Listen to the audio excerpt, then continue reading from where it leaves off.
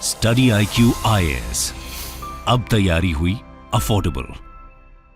Civil services दिवस के इस शुभ अवसर पर आप सभी को हार्दिक शुभकामनाएं।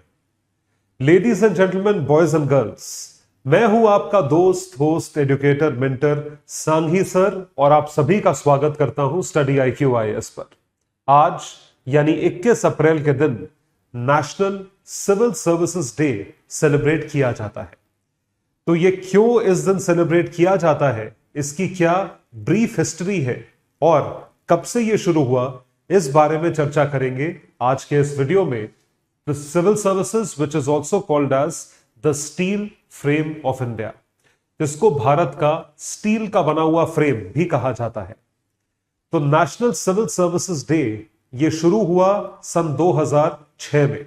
ऑल्दो 21 अप्रैल की डेट, इसकी रेलेवेंस कुछ और है और ये डेट बैक करती है 1947 को, लेकिन इसकी जो शुरुआत करी गई, ये शुरुआत हुई थी सन 2006 से। The first such function was held in विज्ञान भवन इन दिल्ली इन April 2006 and since then April 21 has been celebrated as the National Civil Services Day। ये दिन डेडिकेटेड है, किस चीज को डेडिकेटेड है? वो सारे ही सिविल सर्वेंट्स जो कि भारत के लिए पॉलिसी मेकिंग करते हैं, जो कि भारत को बढ़ावा देते हैं। ध्यान रखें कि पॉलिटिशियंस देश नहीं चलाते हैं, सिविल सर्वेंट्स देश चलाते हैं। Hence India civil servants wherever they are placed, अलग अलग विभागों में है, अलग अलग डिपार्टमेंट्स में है, अलग अलग स्टेट्स में है, कार्डर वाइज एलोकेशन है।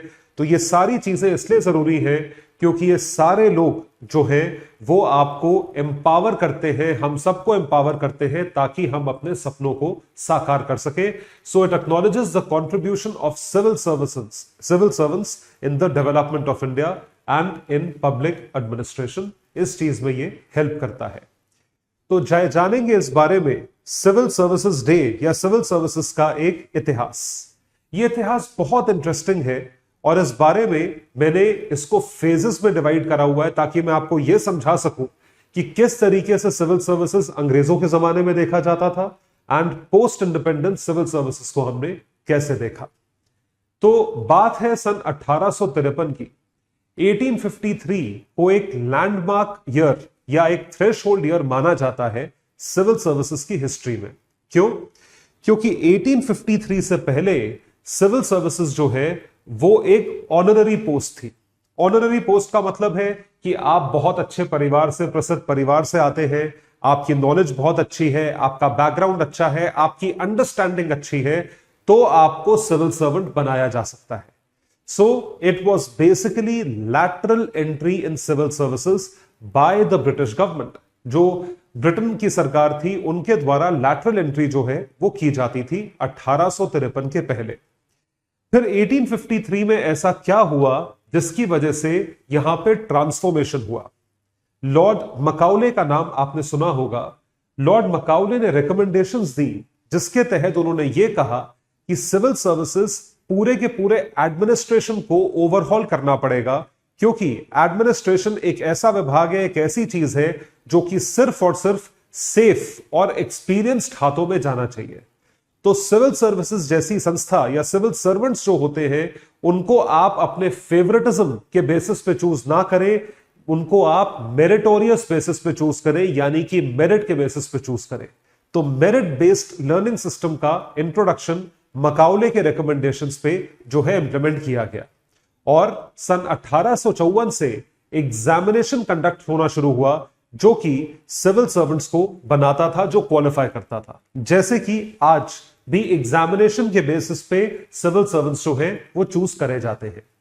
सो the covenanted civil services consisted of British civil servants. उस जमाने में सिर्फ और सिर्फ ग्रेट ब्रिटेन के सिविल सर्वेंट्स होते थे क्योंकि अंग्रेजों की सरकार थी और वो भारतीय लोगों को सिविल सर्वेंट्स एक्सेप्ट नहीं करते थे या बनने नहीं देना चाहते थे।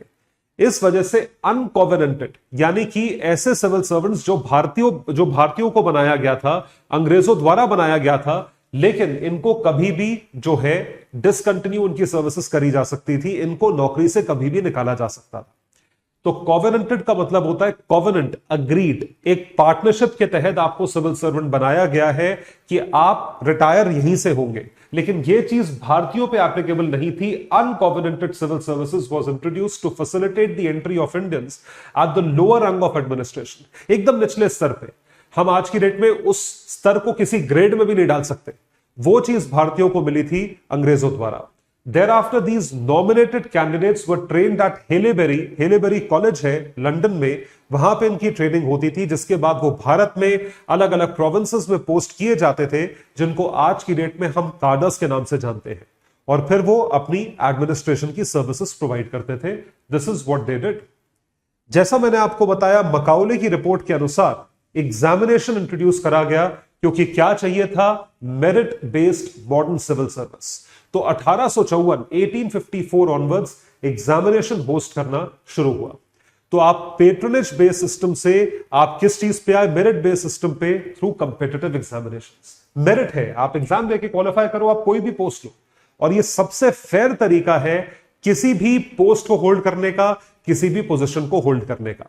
सो सिविल सर्विसेज कमीशन बनाया गया 1854 में, जो कि यूके, ग्रेट ब्रिटेन, लंदन में था, और कंपेटिटिव एग्जामिनेशंस 1855 से शुरू हुए। अब प्रॉब्लम यह थी कि ये एग्जामिनेशन सिर्फ और सिर्फ लंदन में होते थे। यानी कि अगर भारतीयों को एग्जामिनेशन अटेम्प्ट करना है, भारतीयों के लिए अलाउड तो था, लेकिन आप अटेम्प्ट करने के लिए आपको कहां जाना पड़ेगा? आपको लंदन जाना पड़ेगा सिविल सर्विसेज के एग्जाम देने के लिए, because the exams were held only in London. Maximum age 23 साल थी और मिनिमम एज 18 साल थी उस जमाने में। आज की डेट में ये 21 साल और 32 साल है जनरल कैटेगरी के लिए, लेकिन तब 18 और 23 साल थी। और सिलेबस इस तरीके से डिजाइन करा था कि वो फेवर करता था उन लोगों को जो वहीं को बिलोंग करते हैं, यूके को बिलोंग करते हैं, European history, European economy, American economy. आप एडमिनिस्ट्रेशन भारत का करने आ रहे हैं, लेकिन आपको जिस बेसिस पे जज किया जा रहा है, जो एग्जामिनेशन के बेसिस पे जज किया जा रहा है, वो सारा का सारा सिलेबस वहीं का है, तो वो उन्हीं को फेवर करता था। इस वजह से एग्जाम हर तरीके से भारतीयों के लिए एक बैरियर था। It was a barrier for Indians to clear this exam. आप आज की डेट में सोचिए, एग्जाम अगर भारत के बाहर कहीं हो जाए तो कितने एस्पिरेंट्स अफोर्ड कर सकते हैं कि वो बाहर जाके एग्जाम दे। और उस जमाने में 150 साल पहले, 175 साल पहले आपको भारत से लंदन जाना पड़े, जहां पे पहुंचने के लिए आपको जो है शिप से जाना पड़ेगा, 1 महीने में आप पहुंचोगे, तो आप कैसे, आप ये खुद सोच के अंदाजा लगा के देखिए कि कैसे उस टाइम पे अफोर्डेबिलिटी फैक्टर हो, कैसे उस टाइम पे आप जा सकते हो। लेकिन फिर भी भारतीय कभी भी पीछे नहीं हटते। तो 1864 पहले भारतीय, जो कि रविंद्रनाथ टैगोर के भाई थे, आप सभी ने इनका नाम सुना हुआ है, सत्येंद्रनाथ टैगोर, जो पहले भारतीय थे जिन्होंने सिविल सर्विसेज की परीक्षा को क्रैक करा और उसमें क्वालिफाई हुए, इंडिया फर्स्ट सिविल सर्वेंट। इसके बाद क्योंकि एक चीज शुरू हुई, क्योंकि एक मुहिम शुरू हुई, तो उसके बाद कई सारे लोग क्वालिफाई करने लगे।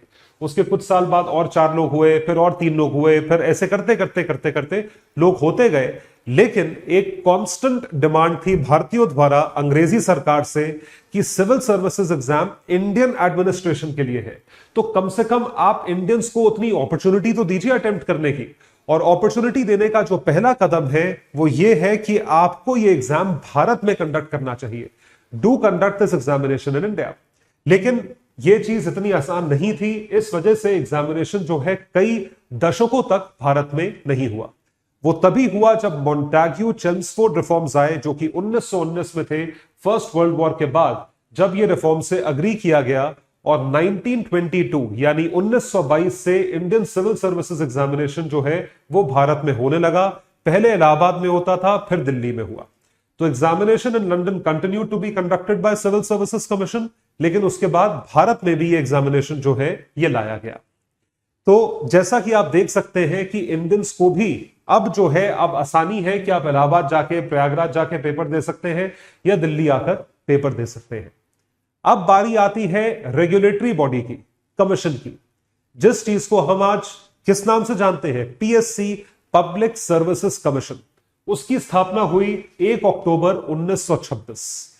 यह साल जितने स्टूडेंट्स ने मॉडर्न इंडिया पढ़ा हो या मॉडर्न हिस्ट्री पढ़ा हो, हिल्टन यंग कमीशन के नाम से भी ये पॉपुलर है। 1926 का जो ईयर है वो हिल्टन यंग कमीशन के रिकमेंडेशंस के लिए भी पॉपुलर है, जिन्होंने ब्रीफली ये बताया था कि आरबीआई जैसी संस्था भी डिजाइन होनी चाहिए।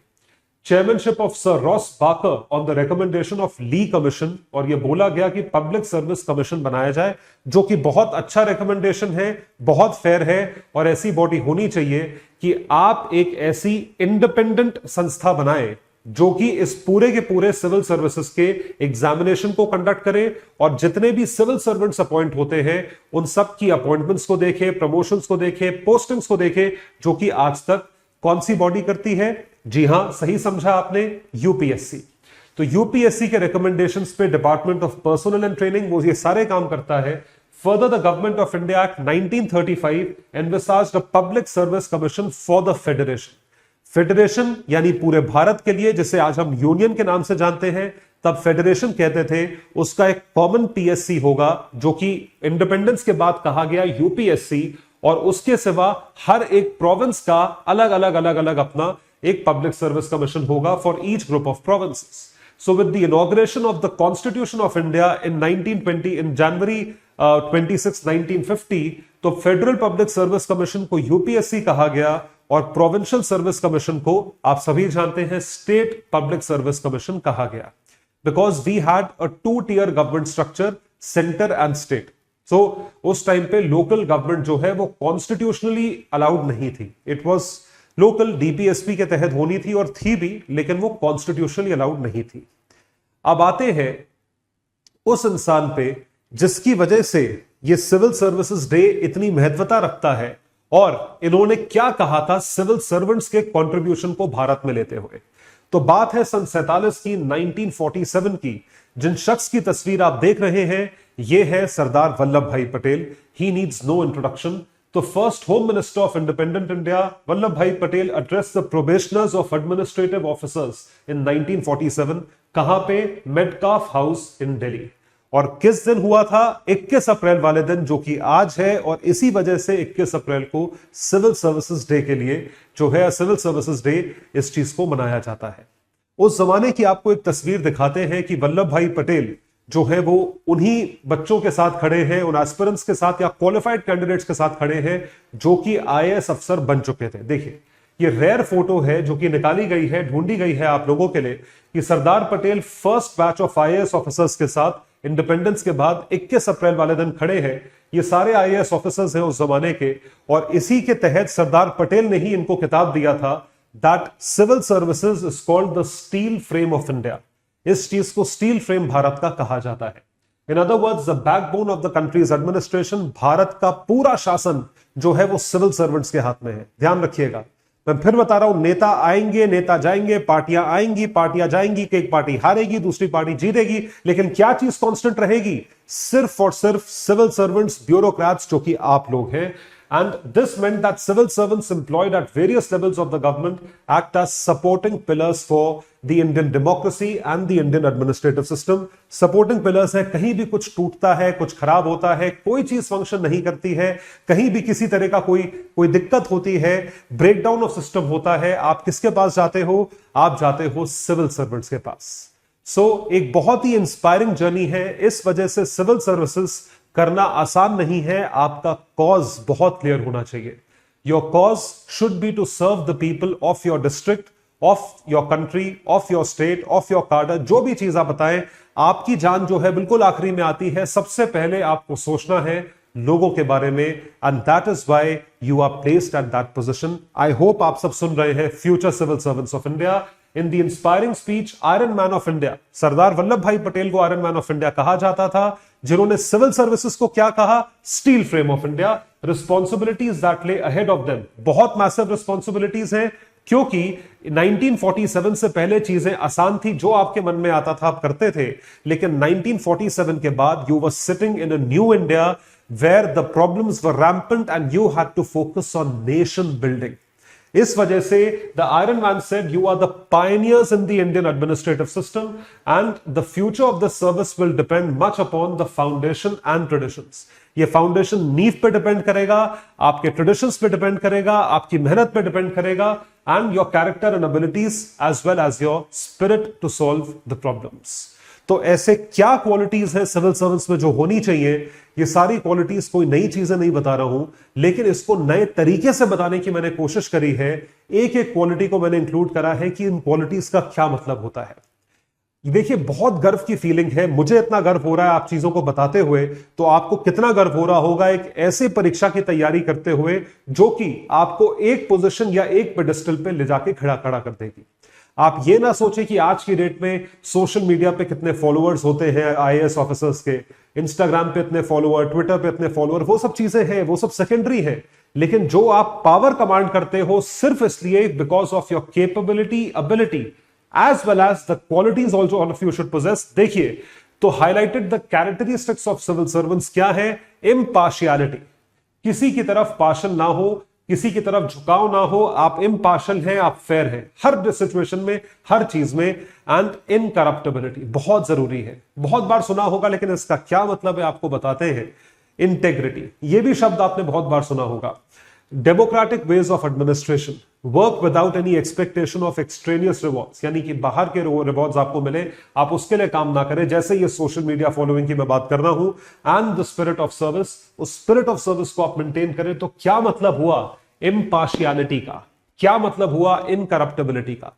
अगर आप इम्पार्शियल हो तो आप करप्टेबल नहीं होगे, अगर आप करप्टेबल हो मतलब आपने किसी ना किसी की तरफ पार्शियलिटी करी है, आपका झुकाव कहीं ना कहीं रहा है। So a civil servant cannot afford to and must not take part in politics, क्योंकि politicians जो है वो biased होते हैं। तो पॉलिटिक्स में पार्ट ना ले, तभी कहा जाता है कि जो सिविल सर्विसेज है वो पॉलिटिक्स से अलग होता है। तो एक पॉलिटिकल पार्टी आती है, जब ट्रांसफर होना शुरू होते हैं, इसका मतलब पुराना सिविल सर्वेंट बायस था, या पुराने सिविल सर्वेंट ने कुछ ऐसा करा जो कि पुरानी पार्टी या नई पार्टी वालों को सही नहीं लगा। तो आप फिर भी पॉलिटिक्स से परे रहेंगे, क्योंकि पॉलिटिक्स में अगर आप गए तो फिर आप में और पॉलिटिशियंस में क्या फर्क रह गया? आपको उस काम के लिए नहीं बिठाया गया है।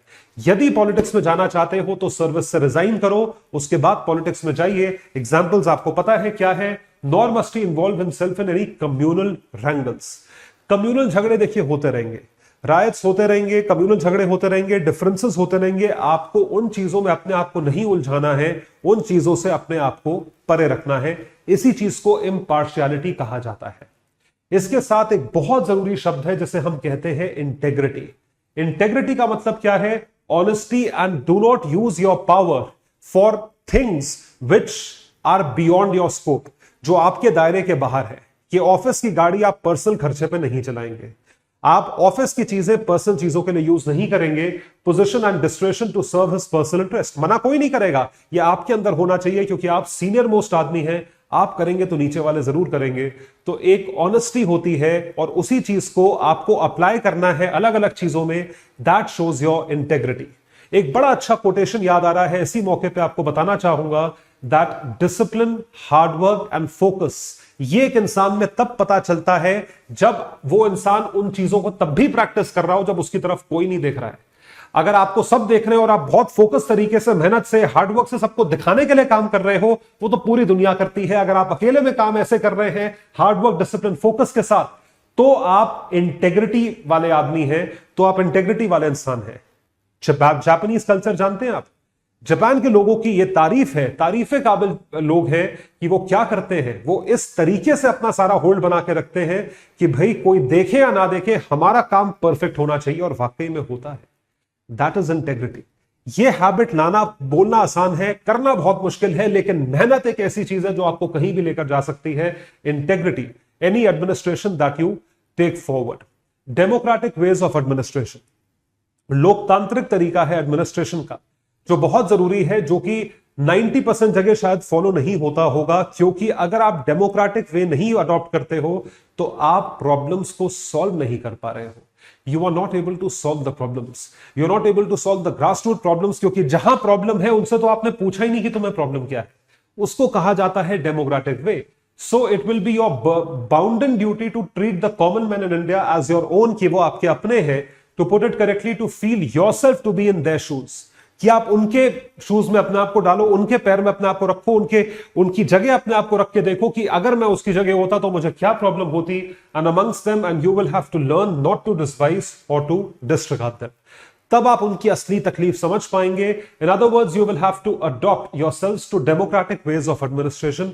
इस चीज के लिए आपको अपने आप को अडॉप्ट करना पड़ेगा। बहुत उम्दी चीज है और ये करने में कोई दिक्कत नहीं है। ये बहुत ही छोटी कीमत चुकाने की है कि आप जनता के बीच में बैठ के जनता की प्रॉब्लम्स को सॉल्व करें। पहले सुने फिर सॉल्व करें। Work without any expectation of extraneous rewards, बाहर के रिवॉर्ड्स कि आपका नाम आपने 100 एनकाउंटर कर दिया, आप इतने बड़े आईपीएस ऑफिसर हो, पूरे आप मीडिया में छाप चुके हो, super cop, extraneous rewards. Social media following इतनी मैसिव है, मेरे इतने फॉलोअर्स है, मेरा ये पोस्ट है, मेरा ये कमांड है, मेरी ये धाक है, एक्सट्रेनियस रिवॉर्ड्स। नो, आप काम करें work when no one is looking, be disciplined when no one is looking, not when other people are looking. Social media syndrome में ना फंसे आज की डेट में, for you to approach your task from a purely mercenary angle और entirely for self interest. नहीं, आप अपने इंटरेस्ट के लिए नहीं कर रहे हैं, howsoever enlightened it may be. So you can trust the government to keep you content and happy so that you may give your best, but it would be unworthy of you to make that condition of service. कि आप एक condition लगाएं service पे कि जब तक मुझे कुछ नहीं मिलेगा मैं काम नहीं करूंगा। आप सिविल सर्वेंट नहीं, फिर आप प्राइवेट सेक्टर में जाएं। अगर आप एक्सट्रेनियस रिवॉर्ड्स, अगर आप बोनस देख रहे हैं, बोनस आपको वहां मिलता है। यहां पे बोनस है लोगों का प्यार, यहां पे बोनस है लोगों के चेहरे पे वो खुशी जब आप उनकी एक प्रॉब्लम सॉल्व करते हो, जब उनके घर में बल्ब जलता है जो आज तक जला नहीं था, जब रात को भोजन करते वक्त उनके घर में बिजली आ रही होती है, उनके चेहरे पे एक अलग खुशी देखने को मिलेगी। जब उनके नल का खोलो तो पानी आ रहा होता है, अलग खुशी देखने को मिलेगी। बाढ़ नहीं होगी, अस्पताल होगा जिसमें डॉक्टर होगा, मशीनें होंगी, तब उनको खुशी होगी। जब उनका पूरा एग्रीकल्चरल प्रोड्यूस टाइम पे बिकेगा, तब किसानों को खुशी होगी। यह चीज आपको देखना पड़ेगा और यही खुशी आपकी खुशी है। और यही सारी चीजें हैं जो कि स्पिरिट ऑफ सर्विस है, सर्विस की जान है। A civil servant must cultivate an esprit de corps, यानी shared feeling of pride among the team group members. सब कुछ आपका अकेले का नहीं है। कभी देखा है आपने धोनी जीतने के बाद क्या करते हैं? महेंद्र सिंह धोनी जब मैच जीतते हैं, टूर्नामेंट जीतते हैं, ट्रॉफी जीतते हैं, पूरी टीम को आगे कर देते हैं और उनके हाथ में ट्रॉफी पकड़ा देते हैं कि ये आपकी जीत है, मेरी नहीं है। और जब हार होती है तो फेयर एंड स्क्वायर सामने खड़े हो जाते हैं कि मेरी हार है। एक लीडर का एक ट्रू आपके सामने एग्जाम्पल है। और यह चीज आप ध्यान रखें, आप एक इफेक्टिव लीडर तभी बन पाते हैं अगर आप सबको साथ में लेकर चलते हैं, क्योंकि आपके अकेले का कुछ नहीं है। There is nothing. आपका विजन हो सकता है, लेकिन एग्जीक्यूशन जो है वो तभी हो पाएगा जब आप लोगों को कुछ दोगे, जब आप लोगों के साथ मिलकर काम करोगे। और आप मोटिवेटेड नहीं होगे तो लोग कैसे मोटिवेटेड होंगे? Esprit D corps, spirit of service ये है कि आप क्या कर रहे हैं। और इसी तरीके से जब आप क्वालिफाई करेंगे तो आपको यह प्रधानमंत्री के साथ ऐसी फोटो खिंचवाने को मिलेगी। कितने लोगों को मिलता है बताइए? कितने लोगों को ये प्रिविलेज मिलता है? ये आपको मिलने वाला है। तो एक चीज को लेकर बड़ी सीरियसली सोचिएगा, इसको सोचिए, इसको अपने दिमाग में बिठाइए। और सिर्फ दिमाग में बिठा के हवा में ख्याली पुलाव पकाने से बेटर यह है कि आप इसमें एग्जीक्यूशन करें। एग्जीक्यूशन एक हैबिट होती है। यह मत सोचिएगा कि सिविल सर्वेंट बनने के बाद ही करेंगे। अभी से शुरू करोगे तो आपके खून में वो चीज उतर आएगी और बाद में जाके वो चीज बहुत ज्यादा मैटर करेगी। सरदार पटेल साहब ने यही चीज बोली थी, has rightly called the steel frame because there can be no government without administrative machinery. कोई सरकार नहीं हो सकती, सरकार कोलैप्स कर जाएगी जब तक काम करने वाले सिविल सर्वेंट्स नहीं होंगे। They are responsible for implementing laws, कानूनों का इंप्लीमेंटेशन, जो मैंने आप सभी बोला, execution. Governments and politicians can come and go, लेकिन सिविल सर्वेंट्स वहीं रहते हैं। सरकारें आएंगी, सरकारें जाएंगी, पार्टियां आएंगी, पार्टियां जाएंगी, एक एमपी, एक एमएलए, एक पंचायत, एक सरपंच, ये आते जाते रहेंगे। लेकिन क्या चीज कांस्टेंट रहेगी? वो रहेगा डिपार्टमेंट, वो रहेंगे डिपार्टमेंट के लोग, वो रहेंगे सिविल सर्वेंट्स जो कि डिपार्टमेंट्स को चलाते हैं। अलग अलग पोजीशंस पे secretary, joint secretary, deputy secretary, additional secretary, cabinet secretary, कहां तक जा सकते हो और क्या क्या चीजें कर सकते हो आप सोच भी नहीं सकते। अभी इस चीजों को मद्देनजर रखते हुए ही आप आगे बढ़े, क्योंकि आप ही पॉलिसीज बनाएंगे, आप ही लॉज को इंप्लीमेंट करेंगे, आपकी कही हुई चीजें पार्लियामेंट में बोली जाएंगी और उन्हीं के बेसिस पे अमल करा जाएगा। In this regard you also provide them with facts and ideas on policy formulation. Social change and economic development, आर्थिक विकास और सामाजिक तौर पे जितना चेंज लाना है वो सिविल सर्वेंट्स ही ग्रासरूट लेवल पे ला सकते हैं। और ये चीज तब एनविजन करी थी सरदार पटेल ने, जो आज तक सिविल सर्वेंट्स अचीव कर रहे हैं। अभी आपको एग्जांपल्स देके बताएंगे ऐसे कौन से सिविल सर्वेंट्स हैं। So more than any other contemporary of his was aware of the need of an efficient, competent and stable administrative structure, जो कि father of modern all India services कहे जाते हैं सरदार वल्लभ भाई पटेल। तो ऐसे कौन से सिविल सर्वेंट्स हैं जो एक्चुअली वहां पे खड़े उतरते हैं, जिनका नाम आप सबने सुना होगा? आइए उनका नाम देखते हैं। लेकिन उससे पहले आपको एक अनाउंसमेंट देते हैं, आपको यह चीज बताते हैं कि सिविल सर्विसेज की परीक्षा को क्रैक करने के लिए स्टडी IQ IAS आप तक लेकर आया है एक end to end complete comprehensive structured batch, जिसे हमने P2I बैच का नाम दिया है, प्रीलिम्स टू इंटरव्यू बैच। पूरे भारत में पहले ना अनाउंस होने वाला बैच स्टडी IQ IAS ने अनाउंस करा है एक स्ट्रक्चर्ड तरीके से, जिसका लिंक आपको डिस्क्रिप्शन सेक्शन में मिलेगा। इसको जरूर चेकआउट करें। इससे ज्यादा comprehensive batch, complete syllabus of prelims, complete syllabus of mains, crash course of prelims जिसे हम SIP कहते हैं, क्रैश कोर्स ऑफ मेंस जिसे हम SIM कहते हैं, success in prelims, success in mains, उसके साथ साथ full length test, answer writing practice, Gyanvani sessions जिसमें ब्यूरोक्रेट्स आपको ट्रेन करते हैं, और उसी के साथ साथ मेंटरशिप सेशंस, क्योंकि क्लासेस खत्म हो जाने के बाद हम आपका साथ नहीं छोड़ते, हम आपके साथ हैं तैयारी के साथ भी, तैयारी के बाद भी, एग्जामिनेशन तक, मेंटर्स के द्वारा आपको सही गाइडेंस देने के लिए। तो ये सारी चीजें उपलब्ध हैं आप लोगों के लिए सिर्फ और सिर्फ स्टडी IQ IAS पर एक बहुत ही अफोर्डेबल प्राइस में। बैच शुरू होने जा रहा है ऑन 22 अप्रैल। कोड है मेरा Sanghi live. Sanghi live code के जरिए आप सब्सक्राइब करें और ये बैच पाए 30,000 ओनली, 30,000 रुपए में। तो ये चीज आप सब्सक्राइब कर सकते हैं। आइए देखते हैं कि ऐसे कौन से सिविल सर्वेंट्स हैं। खेमका जी का नाम तो आपने सुना ही होगा, जिनके पता नहीं कितने ट्रांसफर्स हुए, शायद 25-30 साल की सर्विस में आप ये समझ लीजिए every 6 months he was transferred. लेकिन फिर भी इन्होंने अपना आपा, अपना डिसिप्लिन और अपना फोकस, अपना जज्बा नहीं खोया। Cancelling the mutation of Sonia Gandhi son in law Robert Vadra's illegal land deal in Gurgaon. सोचिए, और ये तब की बात है जब कांग्रेस पावर में थी, और इनका इसी तरीके से करप्शन, क्योंकि ये इनकरप्टेबल है, तो करप्शन को रोकने के लिए इनका कई बार ट्रांसफर हो चुका है। 30 साल में 55 बार अलग अलग राज्य सरकारों से इनका तबादला हो जाता है और ये डिपार्टमेंट स्विच करते रहते हैं। So Ashok Khemka is Haryana second most transferred bureaucrat after another retired IAS officer, जिनका नाम था Pradeep Kasni, who was transferred 71 times in 35 years. क्योंकि करप्शन बर्दाश्त नहीं है, झूठ बर्दाश्त नहीं है, करप्शन बर्दाश्त नहीं है। इन महिला को देखें आप, look at this female, look at this woman. Ma'am, ये है पोमा टूडू मैम, जो कि IAS अफसर है 2012 बैच की। Poma Tudu is an inspiration for many. गांव की हेल्प करती हैं in Odisha by visiting Naxal affected hostile zones to hear and counsel their grievances, और वो उसी तरफ काम कर रही हैं ताकि वो उनका उत्थान कर सके। ऐसे कई सारे और एग्जांपल्स हैं। तीसरा एग्जांपल है किरण बेदी मैम का, India first female IPS officer, जिन्होंने किताब भी लिखी है। बाद में इंडिया अगेंस्ट करप्शन कैंपेन में भी मैम थी, और उसी के साथ साथ इन्होंने बीजेपी ज्वाइन करी, पुडुचेरी के गवर्नर की पोजीशन पे सर्व करा, किताब लिखी, कितने सारे रिफॉर्म्स करे हैं। और जिसके लिए नोन है वो है तिहाड़ जेल के reforms, which one her the Ramon Magsaysay award in 1994। तो ऐसे तमाम एग्जांपल्स हैं। TN session, I eat politicians for breakfast, मैं नेताओं को नाश्ते में खाता हूं। और ये वाकई में निडर आदमी थे TN सेशन साहब। देखिए इनकी शक्ल आप देखिए। तो ये भी एक सिविल सर्वेंट है। कब के 10th चीफ इलेक्शन कमिश्नर थे। He became known for his electoral reforms. Again Ramon Magsaysay award in 1996, 60s batch के हैं।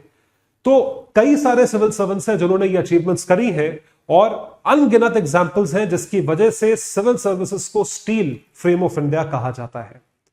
तो आप जरूर इस चीज का गर्व महसूस करें कि आपने किस चीज के लिए या किस एग्जामिनेशन के लिए मुद्दा उठाया है या एक बेड़ा उठाया है, और आप जरूर उस चीज की वैल्यू करें। क्योंकि अगर आप वैल्यू नहीं करोगे, यदि आपने प्रोफेशन को इज्जत नहीं दी, एग्जाम को इज्जत नहीं दी, तो आपको एग्जाम भी कुछ नहीं देगा। तो ये चीज जरूर ध्यान रखें। और अगर आप जुड़ना चाहते हैं तो मेरे साथ इन सोशल मीडिया हैंडल्स पर जरूर जुड़े। टेलीग्राम हैंडल का टाइटल है आयुष सांघी IAS अकेडमी। इस पर आपको ये सारी PDFs मिलेंगी, और इन सोशल मीडिया हैंडल्स पर आपको जितना भी कंटेंट है examination oriented, value added content आपको इंस्टा और ट्विटर पे मिलेगा। जरूर मुझे फॉलो करें और इसी जज्बे के साथ तैयारी करते रहें, पढ़ाई करते रहें, सीखते रहें, और सब्सक्राइब करें चैनल को। बहुत बहुत शुक्रिया। स्टडी IQ IAS, अब तैयारी हुई अफोर्डेबल।